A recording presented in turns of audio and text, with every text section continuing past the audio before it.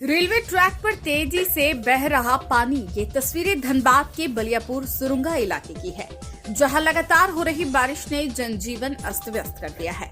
Railway track पूरी तरह से पानी में डूब गई है और इससे फाटक पार कर आने जाने वाले ग्रामीणों की परेशानियां भी बढ़ गई है।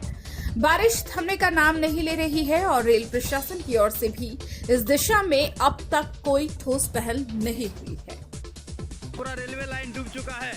रेलवे यातायात पूरा बंद हो चुकी है।